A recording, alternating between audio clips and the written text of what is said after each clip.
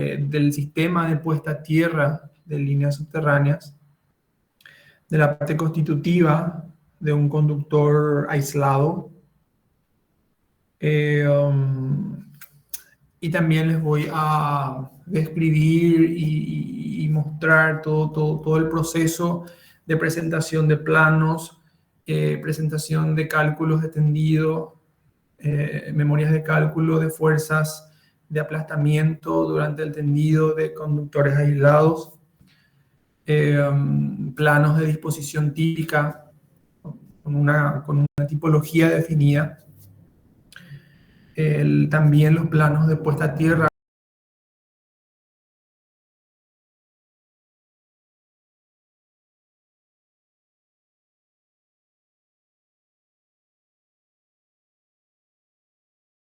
Líneas. Bien, arranquemos primero con la constitución de conductores subterráneos o conductores aislados de alta tensión. Es un conductor parecido a lo que se ve en la figura, donde se tiene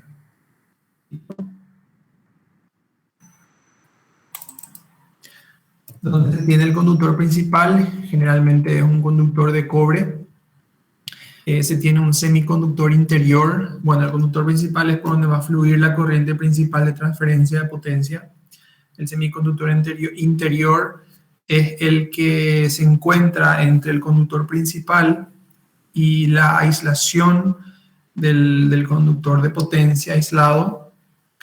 Su función es la de homogeneizar el campo eléctrico que se genera en la superficie del conductor principal y evitar grandes gradientes de tensión en esa superficie. Está el aislamiento propiamente dicho, que es el responsable de mantener la tensión eléctrica entre el conductor y tierra, mantenerlo aislado entre el conductor y la cubierta exterior. Es la estrella de cables subterráneos, ¿verdad? Su principal ventaja es justamente la principal ventaja de este tipo de conductores es el aislamiento. La distancia generalmente de este tipo de conductores entre una fase y otra está en el rango de 30 a 40 centímetros de una fase con respecto a la otra, que es una distancia muy pequeña en comparación a las distancias de líneas aéreas, que generalmente está en un valor de 1 centímetro por kb aproximadamente. Luego está el semiconductor exterior, que envuelve al aislamiento y también a la parte inferior de la pantalla metálica que está en la capa siguiente. El semiconductor exterior nuevamente tiene la función de homogeneizar cualquier campo eléctrico que se genere en el exterior del aislamiento. Luego está la pantalla metálica. Vamos a ver más adelante cuál es la función principal de la pantalla metálica. Como ustedes saben, al circular una corriente de potencia por el conductor principal, esta corriente genera un campo magnético. Ese campo magnético a su vez va a inducir una tensión inducida en la pantalla metálica, y esa tensión inducida, dependiendo de cómo esté configurado el sistema de puesta a tierra de esta pantalla metálica, va a generar unas corrientes parásitas también en esta pantalla metálica. Entonces esta pantalla principalmente sirve para drenar a tierra las corrientes parásitas o corrientes de fuga y corrientes de fuga, dependiendo del tipo de puesta a tierra y la configuración de la puesta a tierra que vamos a ver más adelante. Y finalmente está la cubierta exterior, ¿verdad? Es la cubierta que protege a todas las capas internas del conductor, y es la que está en contacto con ambientes corrosivos, está en contacto con el medio ambiente, sea un ambiente corrosivo o tenga que aguantar daños que pudiera sufrir el conductor durante el proceso de construcción y tendido de la línea. Bien, como dijimos, el conductor principal es por donde fluirán la corriente principal transmitiendo energía, ya sea en carga normal, en sobrecarga o en cortocircuito. El semiconductor interno Su función principal es la de garantizar el enlace equipotencial entre el conductor y el aislante. La aislación es el responsable de soportar el elevado campo eléctrico que contiene el interior a una frecuencia industrial, o puede ser también con sobretensiones de maniobra o por sobretensiones atmosféricas, ¿verdad? La aislación puede ser de varios tipos. Los más convencionales son los de XLPE, polietileno reticulado, el EPR, etileno propileno, y el HDPR, etileno propileno de alto módulo. Hoy en día, lo que más se está utilizando acá a nivel local es la aislación de polietileno reticulado o XLPE. La cuarta capa es un semiconductor exterior, cuya función es la de garantizar un enlace equipotencial entre el aislamiento y la pantalla metálica. Su función también es la de evitar la concentración del campo eléctrico en la interfaz entre el aislante y la pantalla metálica, así como vimos. Y la pantalla metálica es la quinta capa de ese conductor subterráneo. Sirve para drenar a tierra las corrientes inducidas como consecuencia de la corriente de potencia, además de reducir las tensiones inducidas entre la pantalla y tierra, de forma a evitar averías en las instalaciones, empalmes, cajas puestas a tierra, perforación de la cubierta, etc. Un dato importante es que cuando existen tensiones inducidas en la pantalla metálica y los extremos de la pantalla metálica están conectados sólidamente a tierra, por esa pantalla metálica van a circular por esta pantalla metálica que ustedes ven, este color amarillo, color mostaza que ustedes ven acá, va a circular una corriente parásita, y si la corriente principal es muy elevada, la corriente parásita también puede llegar a ser de un módulo muy elevado. Y como ustedes saben, si esa corriente a través de la pantalla metálica es muy elevada, lo que va a hacer es va a calentar este conductor, y como consecuencia del calentamiento de este conductor, por la curva de temperatura, resistencia del conductor, lo que va a ocurrir es va a disminuir la capacidad de transmisión de potencia de esta línea o de este conductor en particular. Entonces, una línea subterránea gana eficiencia cuando a través de la pantalla metálica, en lo posible, la circulación de corrientes parásitas tiende a cero, ¿verdad? Lo ideal sería que necesitan corrientes por esta pantalla metálica, de forma que no se eleve la temperatura del conductor y por ende también se pueda garantizar la efectiva transmisión de potencia que se requiere o para la que fue proyectada la línea. Y finalmente, la cubierta exterior proporciona protección contra los agentes mecánicos y agentes químicos externos. Pueden ser termoplásticas, polietileno de alta densidad, que tienen una resistencia a la abrasión. Pueden ser elastómeras, que pueden ser de neopreno. Su principal ventaja es que es resistente contra rayos solares. También nuestra bibliografía nos habla de otro tipo de hipalón, que es resistente contra agentes químicos. Y finalmente, la cubierta exterior metálica, ¿verdad? Para casos especiales, operación y contaminación. Abrasión, acción de quitar o arrancar algo mediante fricción.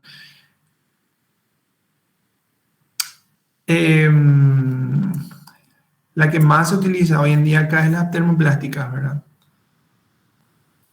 Las de PEAD, alto punto de fusión, resistencia a la abrasión y PVC, potencia a bajo costo. Bueno, la termoplástica es del tipo PEAD, o las de PVC también se utilizan, no las metálicas. Bien, acá ustedes pueden ver un corte de la sección transversal de un conductor de potencia en 220 kilovoltios. Pueden fijarse que son conductores cementados, están construidos por el montaje de varios conductores de sección sectorial, proporcionando al conjunto una forma cilíndrica. Ustedes pueden ver acá la forma en la que fue montado las hebras de cobre. Entre los orificios de una y otra hebra existe un papel impregnado. Este es el conductor principal. Ustedes pueden ver acá una pequeña circunferencia negra, que sería el semiconductor interno, la parte blanca, que es el aislante del conductor. Acá nuevamente hay una pequeña capa negra que es el semiconductor exterior. La pantalla metálica, en este caso, es un aluminio, es un tubo cilíndrico de aluminio. Ese puede ser un tubo cilíndrico de aluminio o también puede ser una pantalla reticulada de cobre, que no necesariamente sea no sea homogéneo la pared, la cáscara de la pantalla, sino que puede estar perforada esa pantalla. Y finalmente, la última capa que ustedes ven acá es la cubierta exterior del conductor. Este diámetro, en particular para un cable de 220 kilovoltios, la sección nominal del cable de cobre es de 1200 milímetros cuadrados y el diámetro total del conductor está en el orden de 11 a 12 centímetros. O sea que es un cable considerable, ¿verdad? Generalmente el peso de este conductor es considerable también. Una bobina de 650 metros puede llegar a pesar hasta 14 toneladas. O sea que 14.000 kilos divididos 650 metros, estamos hablando en un promedio de 21 kilos por cada metro de este tipo de cable. O sea que es bastante pesado. Vamos a ver más adelante cómo se manipula y cómo se trata este tipo de cables en el proceso de construcción. Bien, así como vimos, las líneas subterráneas, las líneas aéreas, la disposición de las líneas aéreas son en torres, ¿verdad? Son en torres con aislaciones,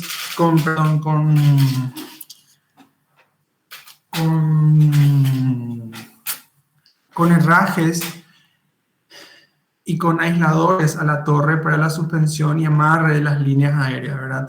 En el caso de líneas subterráneas existen cuatro tipologías de instalación. Directamente enterrado es un tipo. Otro tipo es que el conductor puede estar en canaletas. El tercer tipo puede estar en ductos o tubos cilíndricos. Y finalmente también puede estar en galerías o túneles. Vamos a analizar los dos casos que acá la ANDE utiliza en calle, son la instalación en ductos y la instalación directamente enterrada, ¿verdad? Y ya dentro de las subestaciones se utilizan las canaletas y las galerías o túneles. Este caso que ustedes ven acá es una instalación en ductos. Esto es en la calle. El primer paso, obviamente, es la excavación, donde se va a montar los caños. Ustedes pueden ver acá hay un cambio de dirección de la línea. Esto es una esquina. Acá ustedes ven una sección cuadrangular, es para un registro de tendido. La línea va a hacer un giro de 90 grados. Este fue un caso particular para una línea de 66. Para el caso de una línea de 66, el área de la sección transversal del cobre es de 800 milímetros cuadrados. Ustedes pueden ver acá en la imagen a la izquierda la zanja lista para recibir los tubos. Ahí se puede ver en la imagen derecha los tubos ya instalados.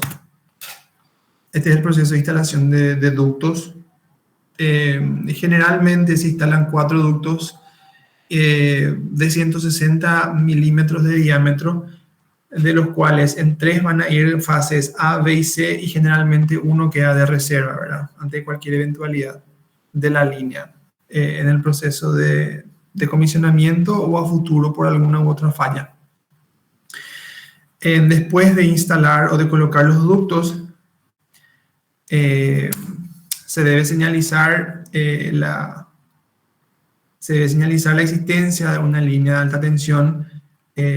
Primero se le coloca una protección mecánica que generalmente son placas o losetas de hormigón armado que van pegados uno al lado de otro, de tal forma que al excavar y al encontrar arena lavada y una protección mecánica dura, sea señal de que existe una línea energizada debajo de esa protección mecánica. Ya encima de la protección mecánica o la loseta va esta cinta amarilla que ustedes ven acá, que es una cinta de peligro de muerte, que también en el proceso de excavación a futuro se debe de encontrar y debe dar una alerta de la existencia de una línea de alta tensión. Bien, una vez instalada la protección mecánica, nuevamente se compacta el terreno natural del suelo, se le coloca la línea de peligro de muerte que ustedes ven acá, en este caso particular era para una línea de 66 kilovoltios, y nuevamente se llena hasta llegar al nivel original del terreno, ¿verdad? Este también era un cambio de dirección, este creo que es cerca, sí, este es cerca de la facultad de la esquina de clínicas. Ustedes pueden ver ahí, hoy en día hay un registro, hay un acceso de hombre en el registro de la esquina, en la esquina del Quartier. Este va de la subestación San Lorenzo a la subestación Fernando de la Mora, una línea de 66. Y este va parte del proceso constructivo del registro de tendido. Ya luego de hacer todo el trabajo de tendido, de excavación, colocación de ductos, protección mecánica y señalización y compactación, lo que se hace es la limpieza de los ductos y preparar los ductos para recibir al conductor de potencia o preparar el ducto para el tendido del conductor de potencia. Acá ven, generalmente son bobinas grandes en el orden de 2,5 metros de diámetro y una longitud que puede variar entre 10 y 14 toneladas, inclusive puede llegar a pesar 17 toneladas, ¿verdad? Dependiendo de la longitud de la bobina.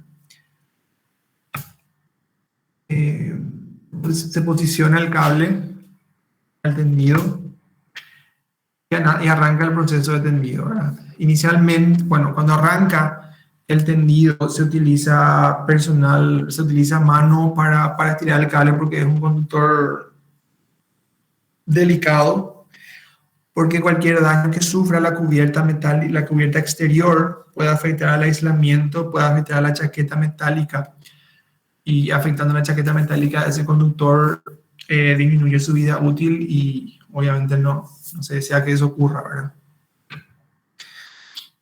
Se utilizan rodillos para el cambio de dirección de la línea. Acá hay un cambio de dirección de 90 grados.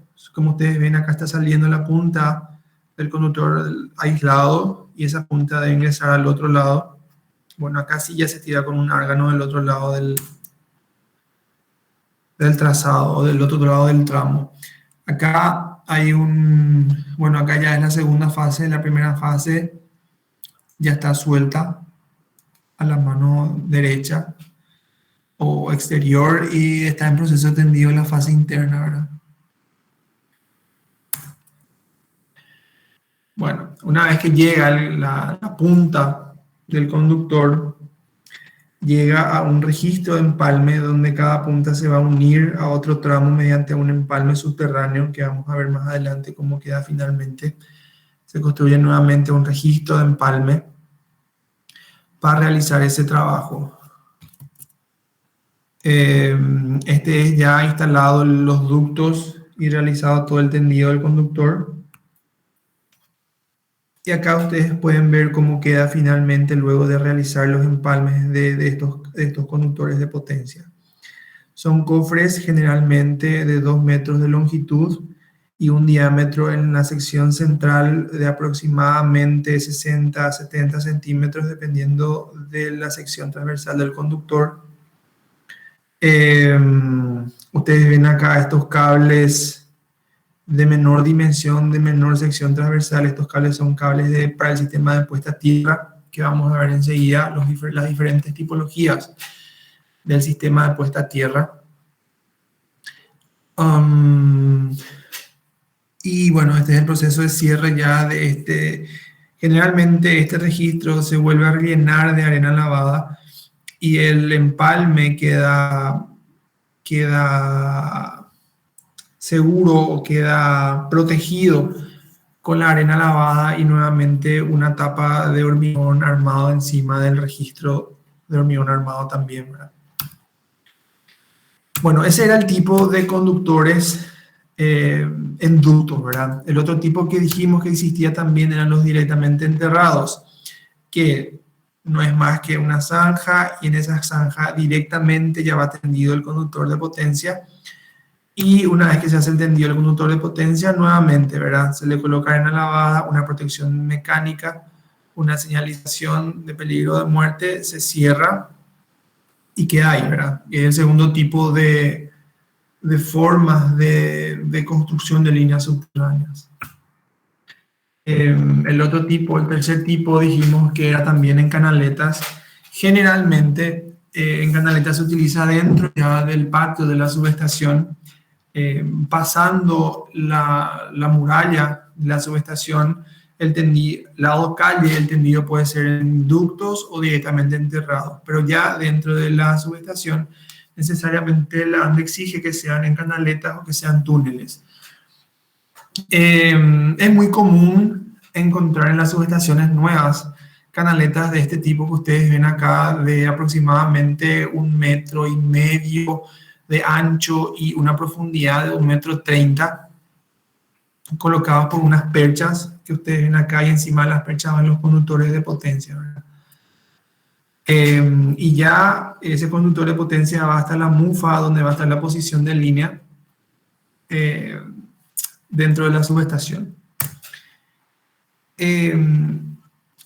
Finalmente, también existen las líneas subterráneas dentro de las galerías o túneles. No es muy común encontrar acá este tipo de galerías, ¿verdad?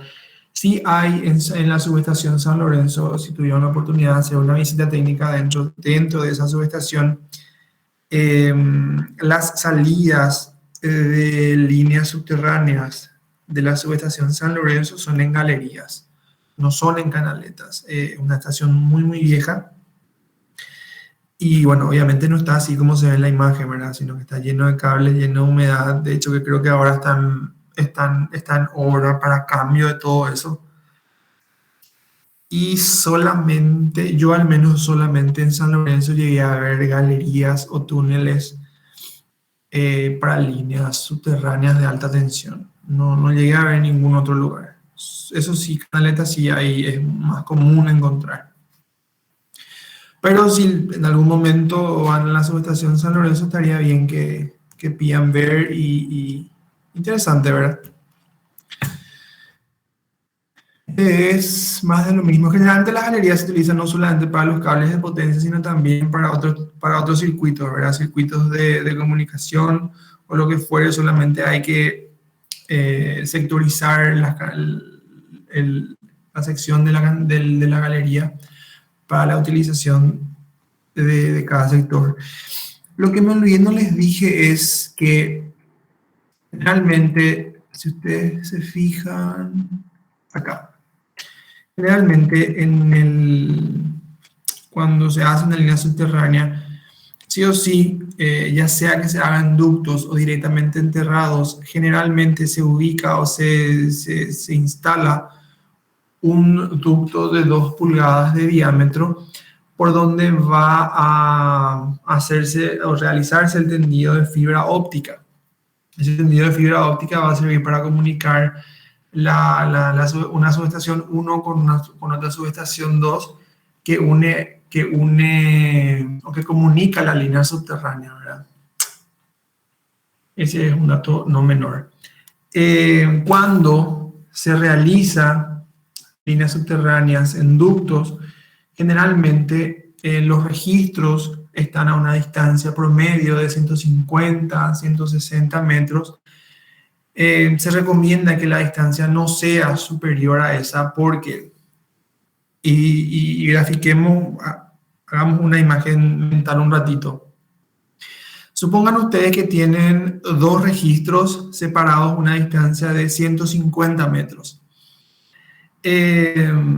Cuando el cable empieza a ingresar de un lado del registro yendo para el otro registro, el cable generalmente va a una velocidad de, por decirles, un número, 1 metro por minuto. Supongan, es 1 metro por minuto. Si el cable va a 1 metro por minuto dentro del ducto, el cable va desplazando un volumen de aire igual al volumen de conductor que va ingresando en ese ducto. Ese volumen que se va desplazando no tiene la capacidad de salir, de recorrer rápidamente 150 metros para llegar a salir por el otro lado del registro. Entonces lo que ocurre es una presión interna dentro del ducto que hace que la cabeza de ese conductor se atasque en un momento. ¿Por qué? Porque la presión del aire es tal que no se puede contrarrestar a la presión de tracción del cabo que está estirando el cable. Entonces, para una longitud superior a 150 o 160 metros, generalmente ocurre ese fenómeno. Entonces, no queda otra más que intervenir ese lugar, cortar el caño,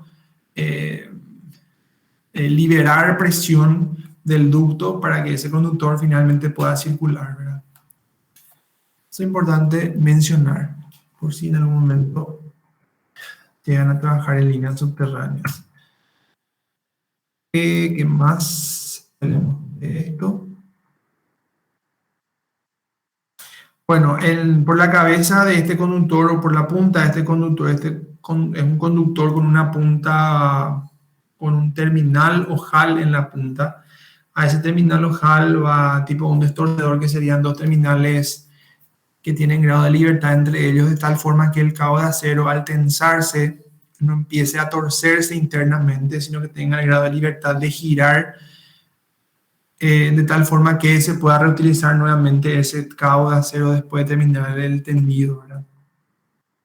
Ese cabo de acero está estirado por un árgano. Ese árgano tiene una forma de medir la tracción de ese cabo. Hay que ver las características del conductor, de cuál es la fuerza de tracción máxima que puede soportar durante el tendido, y esa fuerza de tracción máxima que debería soportar el conductor no debe ser sobrepasado durante el proceso de tendido. ¿Por qué? Porque si se sobrepasa eso, van a empezar a aparecer fisuras internas dentro del conductor, ya sea en la pantalla metálica o ya sea en la aislación, que es un poco más difícil de solucionar o de reparar si es que se produce una fisura interna por compresión o por tracción dentro de la aislación del conductor subterráneo. A ver, ¿qué más? Bien, ¿cuáles son los fenómenos eléctricos asociados a líneas subterráneas? Habíamos hablado nosotros de los efectos o los fenómenos eléctricos asociados a líneas aéreas, y habíamos dicho que existe el fenómeno de efecto corona y el efecto pelicular en líneas aéreas. ¿Cuál es el efecto o cuáles son los fenómenos que se producen en un conductor subterráneo aislado? Son tres, ¿verdad? Arborescencia eléctrica, efecto pelicular nuevamente y el efecto proximidad. ¿Qué es la arborescencia eléctrica? Es algo parecido a lo que se ve en la imagen de la derecha. Es un fenómeno eléctrico previo a la ruptura dieléctrica de un material aislante. Es un proceso destructivo, progresivo e irreversible debido a descargas parciales que avanza dentro de un dieléctrico cuando se lo somete a un prolongado estrés eléctrico de sobretensión. Si nuestro cable tiene una tensión nominal de 220 kilovoltios y tiene un rango de seguridad de 10 kilovoltios, suponiendo que, entonces eventualmente ese cable podría llegar hasta 230 kilovoltios. ¿Qué pasa si llega a 235 por periodos de tiempo prolongados o intermitentes? Se va a empezar a fisurar levemente el aislante de ese conductor, y si se prolonga con el tiempo esa sobretensión del conductor, se va a producir la arborescencia eléctrica por sobretensión aplicada al conductor, ¿verdad? ¿Qué pasa si a veces la falla inicia por la penetración de humedad en el material aislante? Lo que va a producir es un fenómeno llamado arborescencia acuosa, higroscópica o árbol de agua, que luego se seguirá de una arborescencia eléctrica que se verá sobrepuesta a la imagen de la arborescencia acuosa.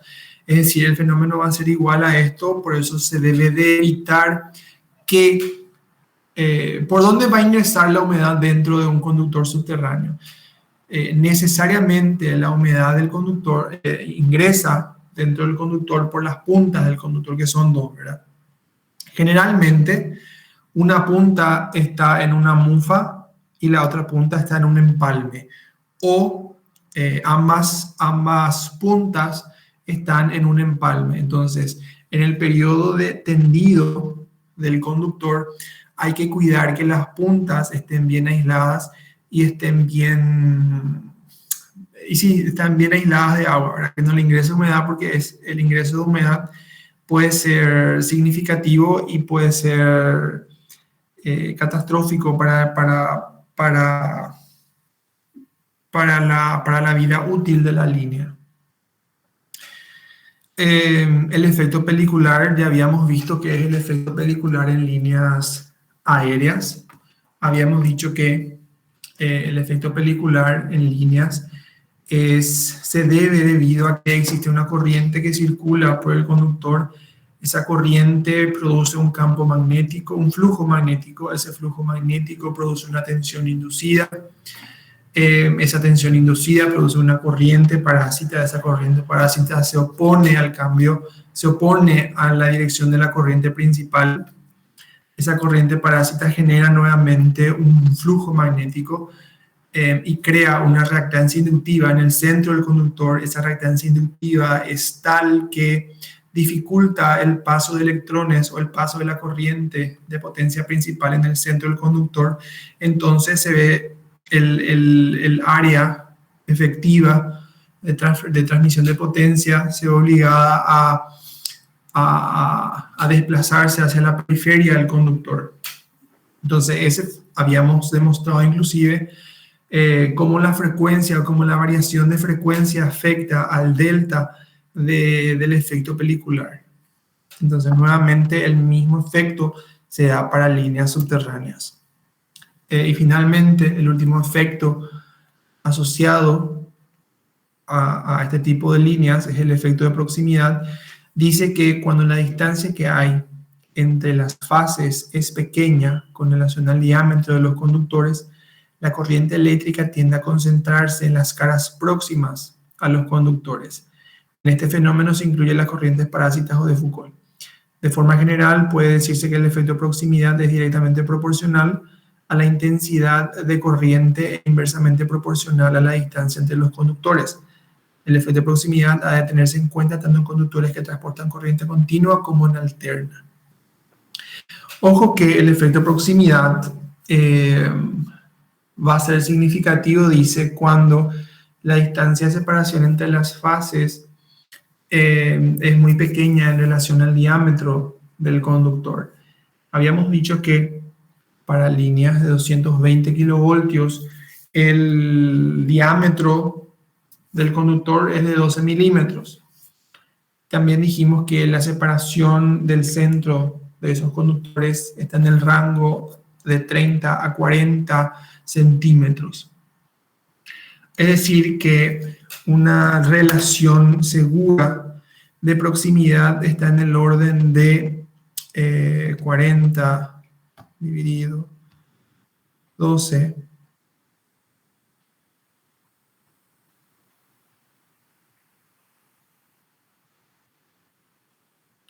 dividido 40%, del orden del 30%. O sea que la diferencia entre el diámetro y la distancia de separación de las fases no debería ser inferior al 30%. Porque si es inferior al 30% se puede dar el efecto de proximidad en esos conductores. Bien. Antes de pasar a lo que es el sistema de puesta a tierra de pantallas o de líneas subterráneas, quiero mostrar, para entender un poco de qué estamos hablando. Generalmente un proyecto de línea subterránea se presenta de esta forma, ¿verdad? Hasta ahora lo que vimos es la tipología la tipología de disposición de las líneas. Este es un proyecto de una línea subterránea donde se especifica que este es un corte de la disposición típica de los cables enterrados en ductos Hay 4 ductos del tipo PVC de 200 milímetros que va a contener un conductor de 1200 milímetros cuadrados. Esto es un caso particular de una línea de 220 kilovoltios.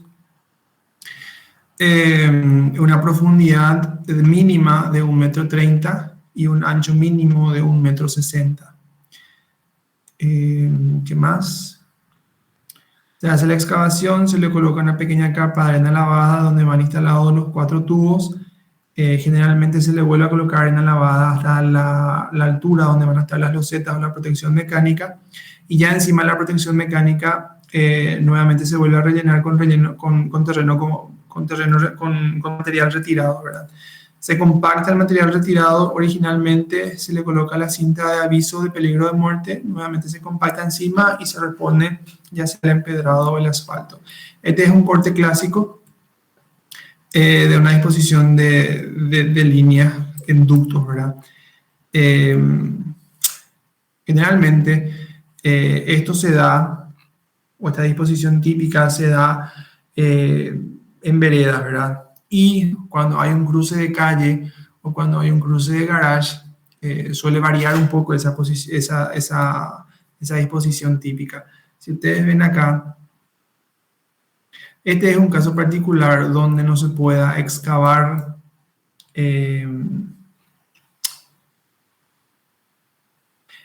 no se puede excavar porque hay una condición de roca, ¿verdad? Entonces se puede admitir que la distancia mínima sea de 700 o de 70 centímetros en relación al nivel de asfalto empedrado, dependiendo de lo que haya, ¿verdad? Entonces lo que se reduce en este caso es el espesor del terreno compactado con el material retirado original.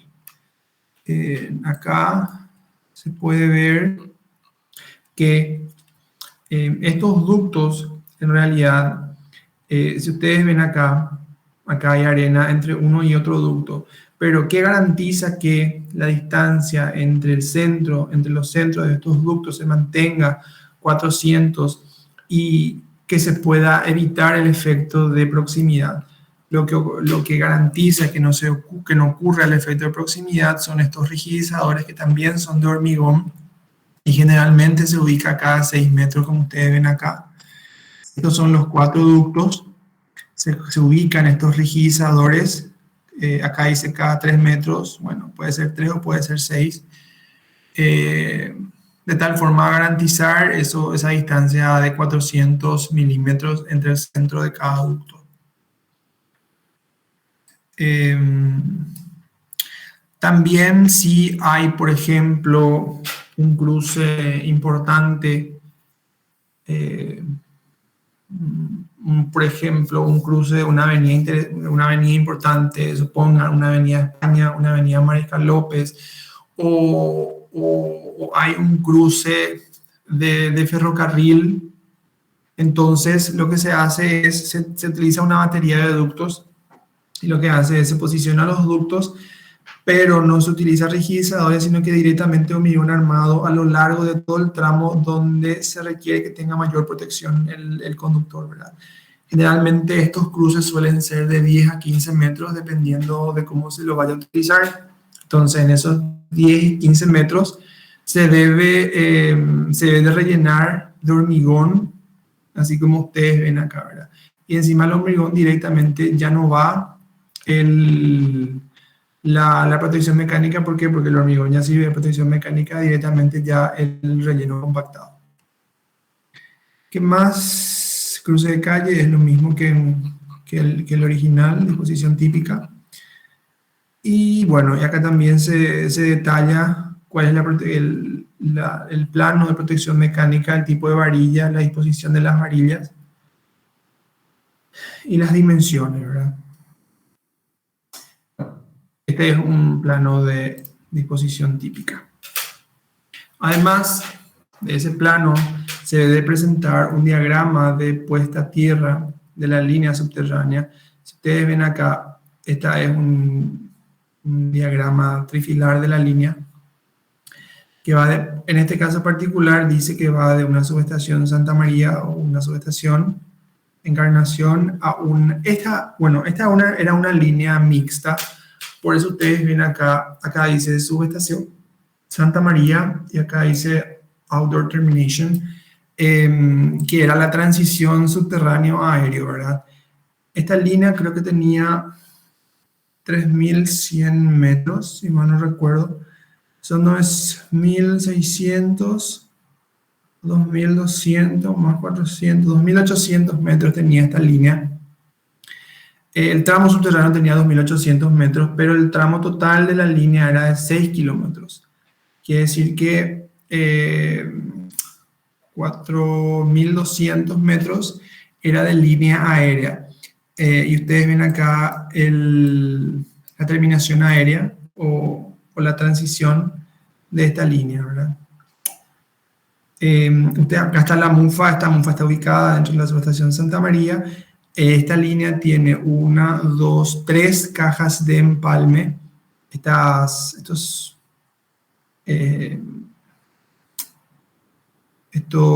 elipses con la línea vertical representan los empalmes. Nosotros vamos a ver ahora que son estas cajitas, en realidad son las cajas de puesta a tierra y vamos a ver la configuración de cada una de las cajas, ¿verdad?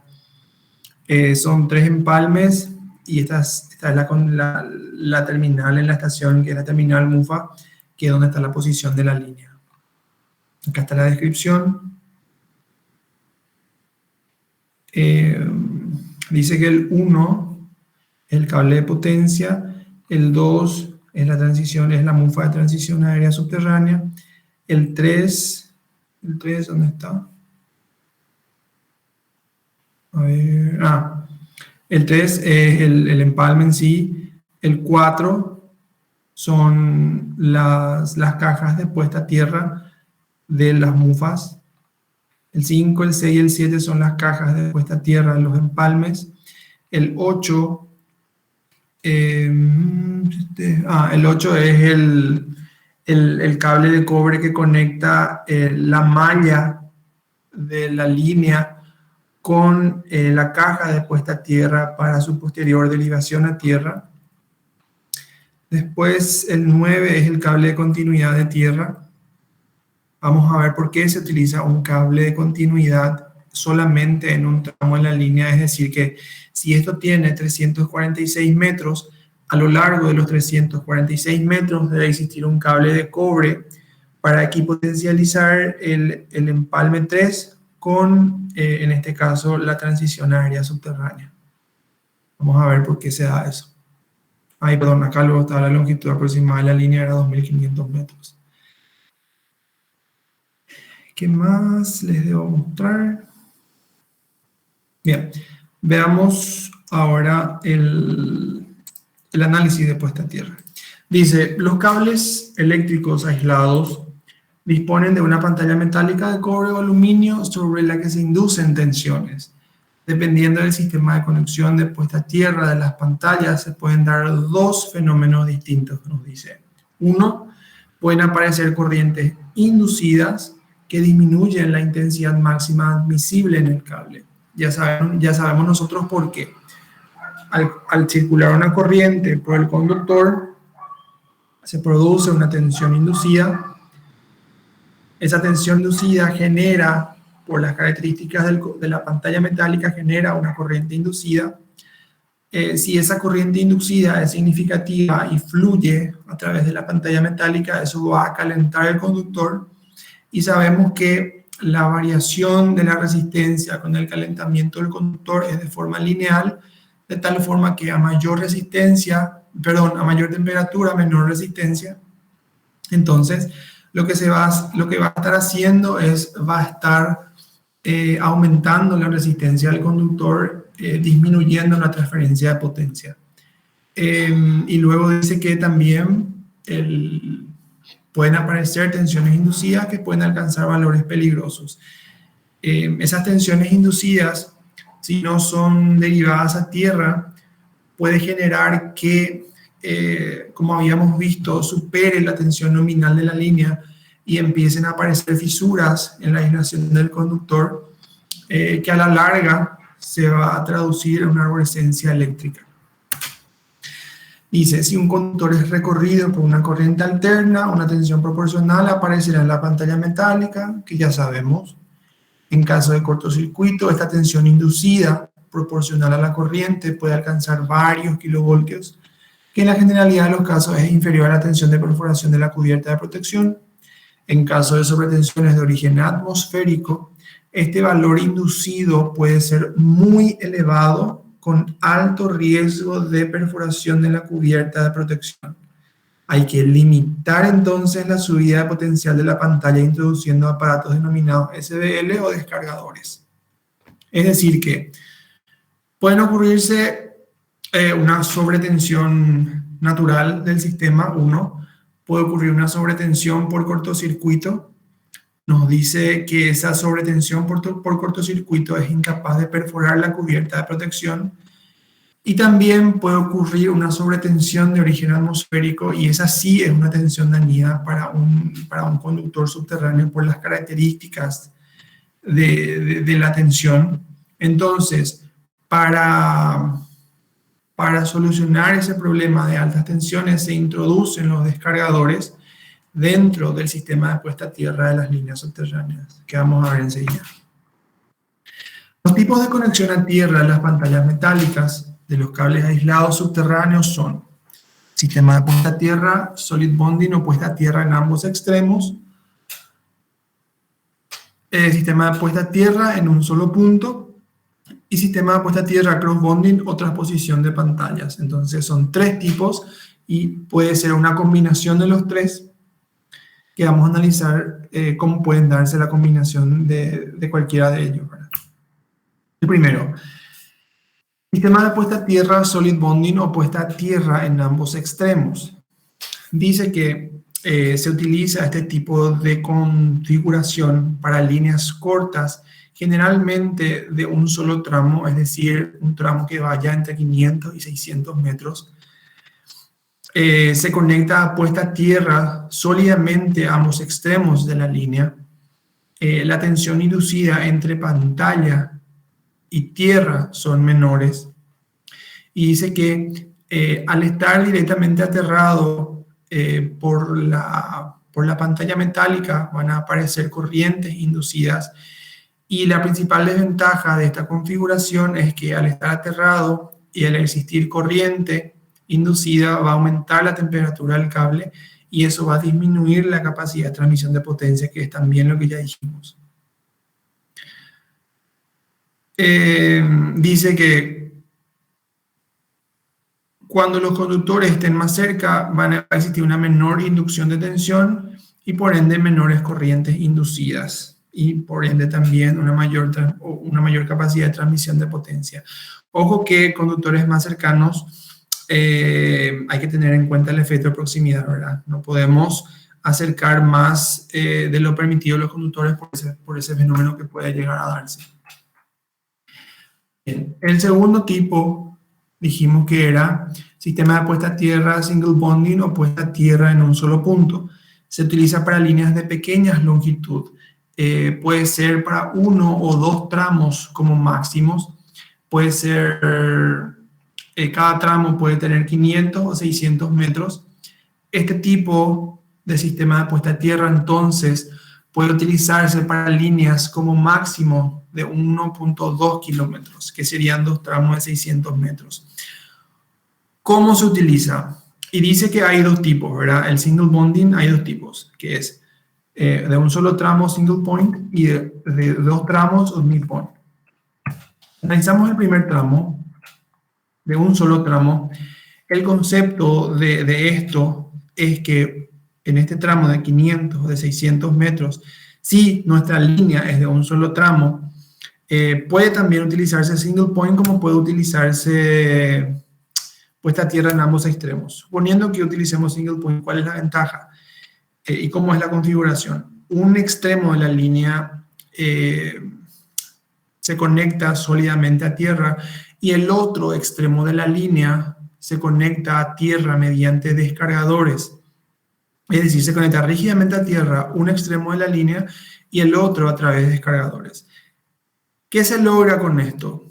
Estos descargadores van a actuar cuando exista una sobretensión de la línea recién. Quiere decir que en condiciones normales de operación no va a existir una circulación de corrientes parásitas por la malla de la línea. ¿Por qué? Porque no va a haber camino para la circulación de esa corriente. Entonces, se elimina la circulación de corrientes inducidas.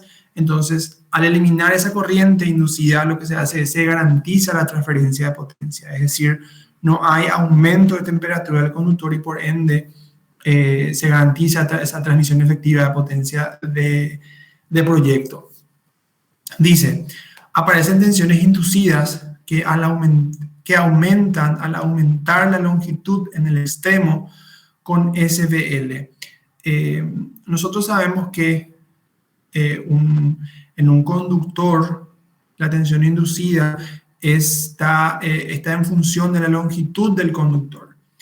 Quiere decir que cuanto más largo es el conductor, puedo llegar a tener una alta tensión inducida. Por más que yo no tenga una corriente inducida, puedo llegar a tener una alta tensión inducida. Y eso puede también ser un problema para el aislante del conductor. Entonces, para eso se le colocan descargadores, es decir, llegando a una cierta tensión, estos descargadores actúan como un diodo Zener, se cierran y circulan las corrientes a través de esos descargadores, drenando a tierra las corrientes producidas por esa sobretensión, ¿verdad? Y se instalan descargadores también para casos de descargas eléctricas de origen atmosférico. El segundo caso es el caso de dos tramos o para una línea total de longitud total de 1200 metros. No es más que una superposición de dos single point, ¿verdad? Como ustedes ven acá en el medio, toda la malla se conecta sólidamente a tierra y si analizamos solamente un lado de la línea, el otro lado se conecta mediante descargadores a tierra y si analizamos el otro lado también se conecta mediante descargadores a tierra. Entonces con esto lo que se está logrando es aumentar la longitud de la línea. Dice, se conecta rígidamente a tierra en el empalme y los dos extremos se conectan a través de descargadores. Doblega la longitud de línea con el mismo principio de análisis de un single point que ya vimos recién. Dice, es necesario un conductor equipotencial para reducir las tensiones inducidas en las pantallas en caso de cortocircuito. Es decir que en una condición ideal, habíamos dicho que por acá, por la malla de esta configuración, no va a existir una circulación de corriente parásita. Pero ¿qué pasa en el caso de un cortocircuito donde haya una fuga a tierra? Cuando hay una fuga a tierra, como un lado de la línea está sólidamente aterrado, entonces por ahí podría llegar a circular una corriente de fuga y esa corriente de fuga podría llegar a dañar el conductor. Entonces lo que se hace es equipotencializar la malla de tierra a lo largo de la longitud de tal forma que esa corriente de fuga que pueda llegar a ingresar por este punto sólidamente aterrado no afecte a la línea. Dice, se debe transponer el conductor equipotencial para evitar corrientes de circulación y pérdidas de potencia. Generalmente, lo que se hace es directamente se coloca en un solo tramo de la línea porque o se transpone el conductor o generalmente lo que se hace es directamente se transponen los conductores de tierra en las cajas de transposición directamente. Vamos a ver más adelante. Y el último caso es un sistema de puesta a tierra cross-bonding o transposición de pantallas. ¿Cómo se logra esto? ¿Cuál es la ventaja de esto? Para largas longitudes de la línea donde se le quiera eliminar las corrientes de malla. Consiste en interrumpir la pantalla y transponerlas ordenadamente para neutralizar la tensión inducida en un total de 3 tramos iguales. Se ponen a tierra ambos extremos de la línea y existen dos tipos, el cross-bonding seccionado y el cross-bonding continuo. ¿Qué es lo que nos está diciendo? Nos está diciendo que si tenemos un punto A, no está un extremo de la línea, y otro punto B, que esto que estoy señalando acá, o bien por favor, esto que está en línea de puntos del lado derecho, es posible eliminar, nos dice la tensión, o de neutralizar la tensión inducida si nosotros transponemos las fases y también transponemos las pantallas de los conductores de tal forma que a lo largo de la línea un conductor pueda ocupar las tres posiciones en la transposición de fase, igual a la transposición de fase de líneas aéreas, ¿verdad? Entonces, si nosotros logramos eso, nos dice que se va a neutralizar la tensión inducida y por ende también no van a existir corrientes parásitas. ¿Cómo se logra eso? Transponiendo las fases y transponiendo también los sistemas de puesta a tierra de las mallas. Como ustedes ven acá, en esta transposición interna hay descargadores, en esta otra transposición interna también hay descargadores y los extremos de la línea están sólidamente conectados a tierra. Dice, consiste en dividir la sección total de la línea en secciones independientes constituida por 3 tramos elementales, 1, 2 y 3 tramos elementales, conectadas en serie de forma que la unión entre 2 secciones y los extremos de la línea de las pantallas se conecten rígidamente a tierra. Esta es una sección entera compuesta de 3 tramos de línea. Si nosotros queremos alargar más la línea, lo que deberíamos hacer es conectar en serie una sección parecida a esta en este extremo de la línea. Las pantallas se conectan rígidamente a tierra en los extremos de cada sección y también se conectan mediante descargadores en los intermedios de los empalmes, donde también se realiza la permutación de fases y pantallas. Un cross-bonding continuo es inclusive un poco más directo, donde tenemos la longitud total de la línea y lo que hacemos es dividir en múltiplos de 3 la longitud total de la línea. Los extremos directamente van aterrado y luego en cada sección de la línea van cajas de puesta a tierra del tipo cross-bonding, donde se van permutando las mallas de tierra de una fase y otra y van conectados a tierra a través de descargadores. Consiste en permutar tanto las pantallas como las fases en cada empalme intermedio a lo largo de la longitud total de la línea y conectar las pantallas rígidamente a tierra en los extremos de esta. Si nosotros nos fijamos cómo se presenta un plano, vamos a ver acá. Si ustedes ven, acá nomás no se cumple tanto, pero lo que nos dice la teoría es que este tramo y este tramo deberían de tener longitudes iguales. Ustedes tienen acá 600 metros, acá tienen, bueno, una longitud parecida. Bueno, solamente que en este caso era una línea excepcional por la longitud de los cables disponibles en ANA, entonces por eso se hizo de esta forma, el fabricante estuvo de acuerdo y por eso se hizo, ¿verdad? Pero en teoría estas longitudes deben ser aproximadamente iguales, es decir, debería haber sido 600, 600, 600. Y ustedes ven que un extremo está sólidamente a tierra, este extremo de este sector también está sólidamente a tierra mediante esta caja de puesta a tierra número 7, y en los medios se colocan las cajas de puesta a tierra del tipo cross-bonding, que lo que está haciendo es está transponiendo la malla de puesta a tierra de una y otra fase. Y nuevamente a esta línea del tipo cross-bonding se le está uniendo o se le está anexando una línea del tipo single point, donde un lado de la línea está directamente a tierra y el otro lado de la línea va a tierra, pero pasa primero por unos descargadores o con una caja trifásica con SBL, que es lo que ustedes ven acá, SBL o con descargadores, ¿verdad?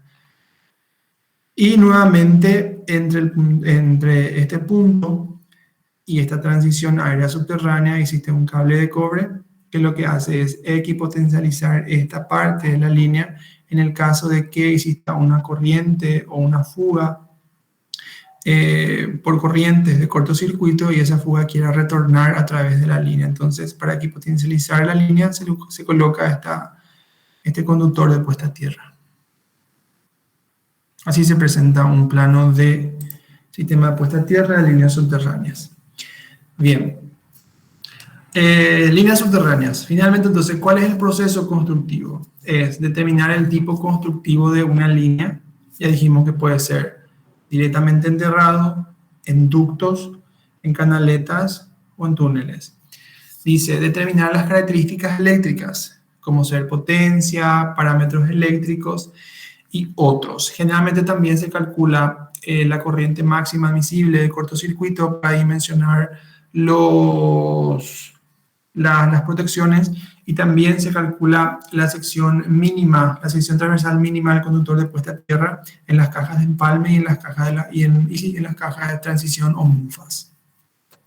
El segundo punto van a ver con Frey la clase que viene en la parte de variación de cálculo de parámetros para líneas subterráneas. Una vez que determinamos nosotros el tipo constructivo de líneas, establecemos cómo va a ser la disposición típica de los conductores, que ya vimos cómo se presenta de esta manera. Luego dice realizar los cálculos de esfuerzo de tendido y aplastamiento, que vamos a ver ahora rápidamente. Y finalmente definir el diagrama de puesta a tierra que ya vimos. Entonces, veamos ahora de forma resumida cómo se presentan los cálculos de esfuerzo para el tendido de estas líneas o para el tendido de estos conductores. Donde yo vengo acá. Les voy a mostrar. Bueno, este es un caso para una línea subterránea de 220 entre la subestación de Alto Paraná y la subestación Presidente Franco. Ustedes ven acá, esta es la salida de la línea en la subestación Presidente Franco. Si ustedes ven acá, este límite que ustedes ven acá es la muralla de la estación. Dentro de la muralla a la derecha, todo esto ya es canaleta.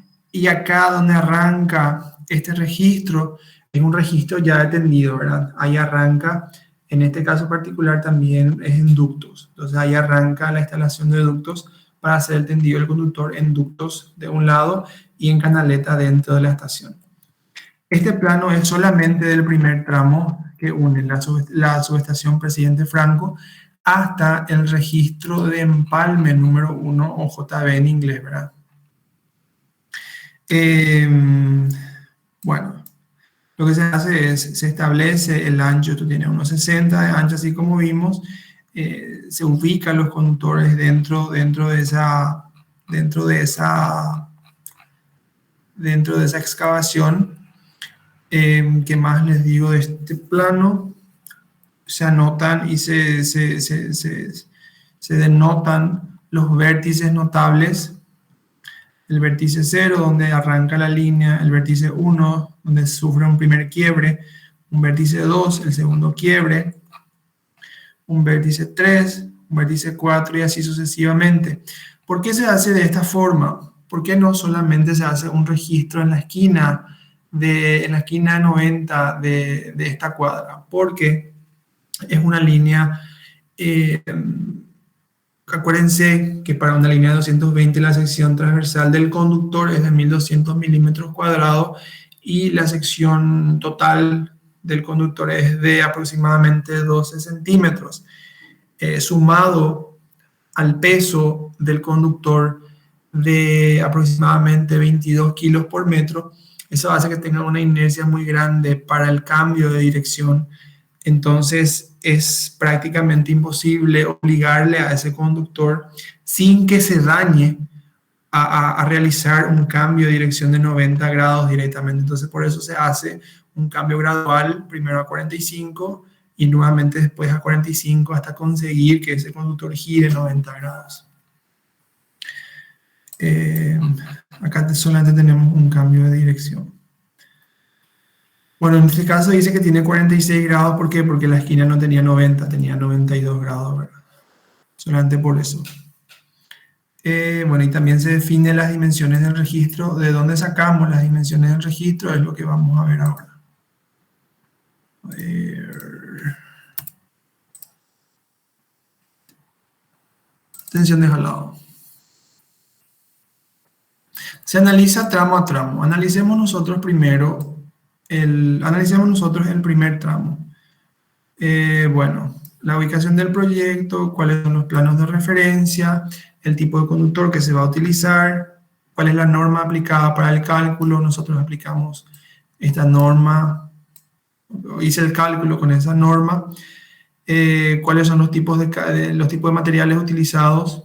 Estas son las características del cable XLP que estuvimos viendo, cuál es el fabricante, la sección nominal, 1200 milímetros cuadrados, diámetro externo total es de 107 milímetros, casi 11 centímetros.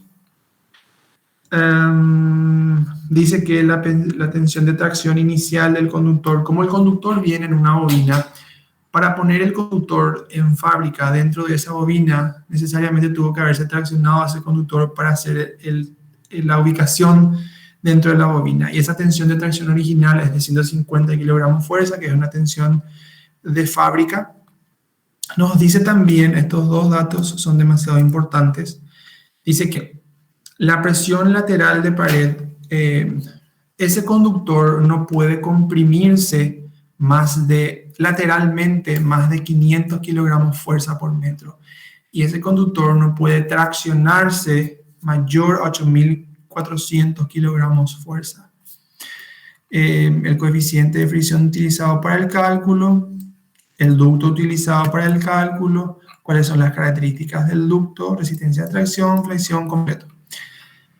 Bueno, ¿qué es la tensión de tracción? La tensión de tracción calculada corresponde a la tensión de jalado que experimentará el conductor en los tramos entre registros de empalmes subterráneos o de posición de mufas como consecuencia del tendido. Esta tensión es reacción directa de la fuerza de rozamiento que experimentará el conductor en contacto con el ducto. El cálculo se realiza por tramos y se considera la tensión de salida en las curvas como tensión inicial del conductor. ¿Y qué es la presión de pared lateral o aplastamiento? En la presión de pared lateral o aplastamiento se calcula la reacción que experimentará el conductor como consecuencia de los cambios de dirección. Porque en los cambios de dirección es donde ese conductor se va a ver obligado a aplastarse por la pared para obligarse a cambiar de dirección. Entonces, ¿cuál es la máxima reacción que ese conductor puede soportar por una pared para cambiarse de dirección? De acuerdo a nuestro fabricante en particular, nos decía que era de 500 kilogramos fuerza por metro. Dice, para el efecto, en el cálculo se considera una tensión inicial de entrada que corresponde a una tensión antes de que el conductor experimente una curvatura. Durante la curva, el aplastamiento se calcula considerando el coeficiente de fricción entre el conductor y el ducto, como también el ángulo de giro del conductor. La tensión de salida de la curvatura se utiliza para el dimensionamiento del radio de curvatura del conductor en la condición de tendido. Bien, entonces, son dos criterios diferentes. Primero, la tensión de tracción y segundo es la presión lateral o de aplastamiento. La tensión de tracción es una fórmula que todos conocemos, que es μg por coseno de tita, que es lo mismo, la longitud del conductor para tener la longitud total, para tener el rozamiento total, G la gravedad, W masa del conductor por unidad de longitud, coeficiente de fricción, y la C es un factor de corrección por disposición de los conductores, ¿verdad? Si los conductores van encimados, si es que van separados, en este caso particular van separados, dijimos 40 centímetros uno de otro, entonces C es igual a 1. Y la presión de la pared lateral o aplastamiento, esta es una fórmula resumida, donde dice que si un conductor va a cambiar de dirección y para cambiar de dirección necesita un soporte, supongan que el conductor tiene que atravesar una pared encurvada para cambiar de dirección. Entonces, la tensión de salida de la pared encurvada nos dice que es igual a la tensión de entrada en esa pared curvada multiplicada por el neperiano, cuyo coeficiente es igual, cuyo exponente es igual C mu por phi, donde phi es el ángulo del cambio de dirección del conductor. Es una fórmula resumida Hay que ver otras bibliografías, hay fórmulas mucho más complejas, donde se analiza además no solamente el cambio de dirección, sino que además del cambio de dirección, también tiene en cuenta la diferencia de altura que podría llegar a existir en ese cambio de dirección.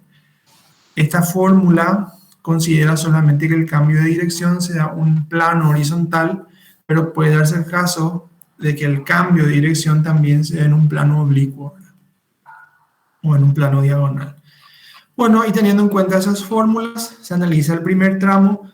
En ese primer tramo tenemos una longitud L1 que dijimos que era dentro de canaleta, se tiene un cambio de dirección Φ1, una longitud L2, un cambio de dirección Φ2, una longitud L3, y así sucesivamente hasta llegar al empalme número 1.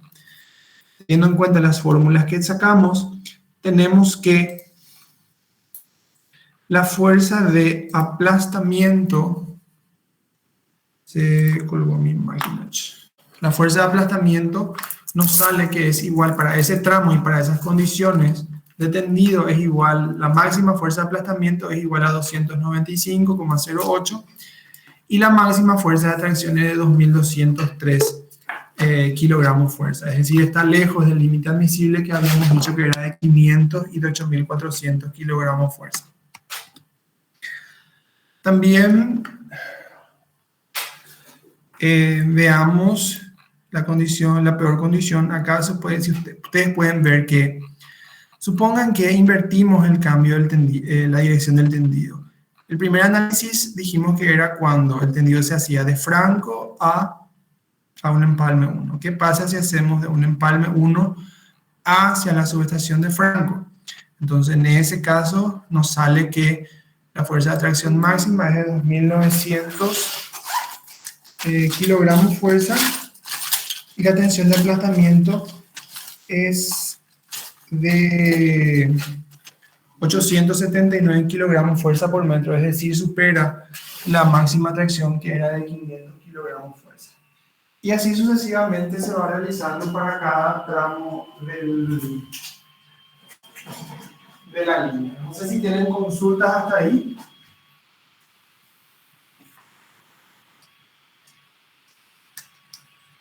Hola. Hasta ahí, bro.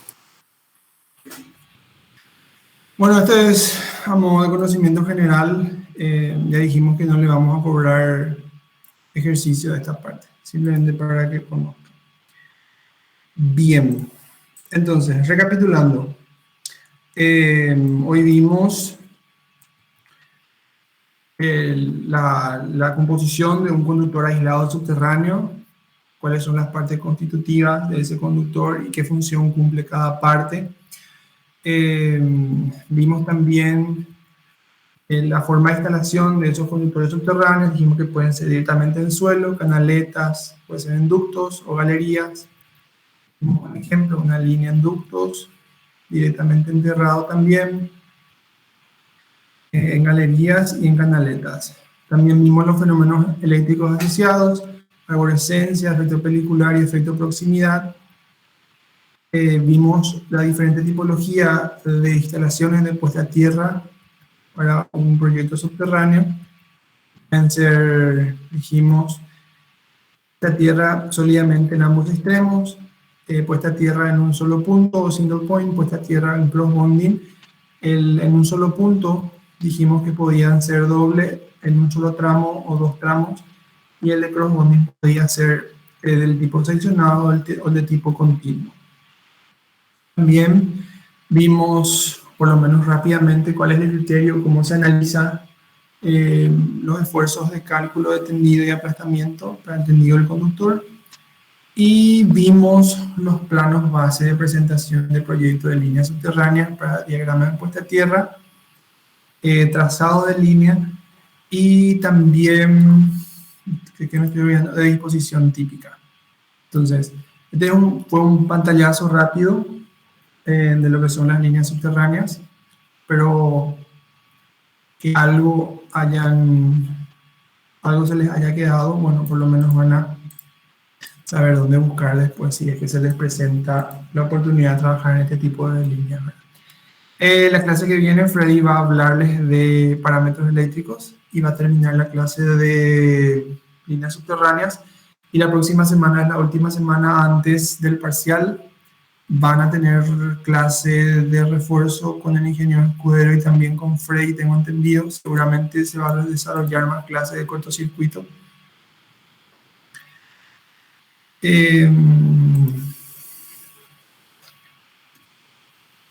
Y ahí estaríamos terminando el programa antes del parcial, que es el próximo 23, que es de hoy en 15 días.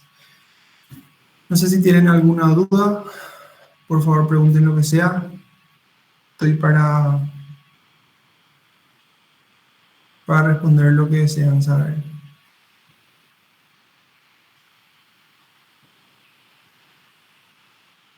En parte ninguna, bro. Okay. Bueno, entonces nosotros seguramente nos veremos ya directamente en el parcial. Y si no, vamos a coordinar entonces la próxima semana a ver si estoy de vuelta yo con ejercicio corto o va a estar Freddy directamente. Cortocircuito, ¿cómo van con eso? ¿Se entiende? ¿Falta más clases? ¿Qué parte no se entiende? ¿En qué les puedo ayudar en cortocircuito? Por favor, háganme saber y veamos una clase en todo caso. Si es que les puedo ayudar en algo.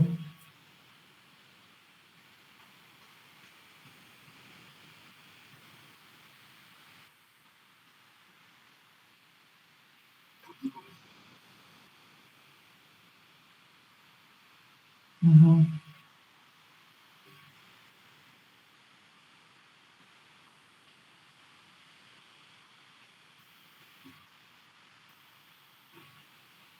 Sí, es un ejercicio, es muy parecido al álgebra de matemática 1, donde arrancas, haces más al inicio y ya todo el ejercicio se va al tacho, ¿verdad? Lo bueno con cortocircuito es que generalmente se tiene en cuenta el proceso, ¿verdad? Si te equivocaste en un número, pero sabes que, por ejemplo, en un cortocircuito bifilar no hiciste la corriente homopolar, cosas así, y se ve eso en tu examen, tampoco llegas a cero, ¿verdad? Si es que el procedimiento está correcto, si hiciste bien el desfasaje de tu transformador, si hiciste bien el cambio de fase en tu cálculo final del motor, de la corriente, todo eso se tiene en cuenta. Inclusive se puede llegar al 60%, ¿verdad? Pero por favor no cometan ese tipo de errores, porque generalmente eh, está mal un ejercicio y ustedes se dan cuenta cuando llegan al resultado de la corriente de cortocircuito que no les sale como le tiene que salir porque no les verifica. Entonces, a partir de ahí, generalmente ya va mal el proceso y ya va mal también obviamente los cálculos. Entonces, hagan ejercicio y traten de no equivocarse. Es lo posible, ¿verdad? Si necesitan clases de refuerzo, yo estoy abierto. Si les interesa que les ayude en algo, por favor, háganmelo saber y vamos a organizar nomás. No hay ningún problema. Que les vaya bien, no sé cuándo arrancan los parciales, la próxima semana o todavía. Todavía en 15. Ok. Bueno, y vamos a estar en contacto. Estoy en el correo, cualquier cosa, creo que tienen también mi WhatsApp. Escríbanme. Que les vaya bien. Perfecto, profe. Muchas gracias. Dale. Luego, Chao, buenas chao. noches.